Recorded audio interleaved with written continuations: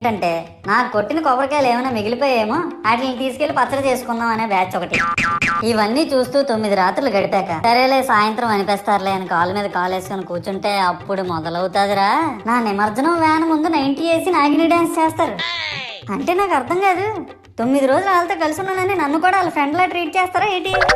అబ్బా అబ్బా అబ్బా అబ్బా, మునిగినంత వరకు మనశ్శాంతి ఉండదురా బాబు నాకు. అంటే ఆ మాత్రం హడావుడి లేకపోతే నీ గొప్పతనం 10 మందికి ఎలా తెలుస్తుంది స్వామి? ఇవన్నీ నీకు గొప్పలాగా ఉన్నాయారా? ఇప్పుడు 100-200 అడుగులు నా విగ్రహాన్ని తయారు చేస్తారు. నేను స్టడీగా నించుంటున్నాను కాబట్టి నాతో సెల్ఫీలు దిగుతున్నారు. అదే నేను రింగ్ రోడ్ లో నడిచాను అనుకో, పరిస్థితి రా. చూడు మహేష్, పిడికిడంత పసుపు ముద్దలో నేనున్నానని భావించి మనస్ఫూర్తిగా దండం పెట్టుకో చాలు. ప్రతి సంవత్సరం పెరగాల్సిందే నా విగ్రహాల యొక్క పొడవు కాదు, మానవుని యొక్క బుద్ధి.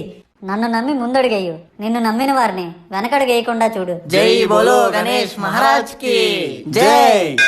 సర్లే గాని ముందు మాస్క్ వేసుకో.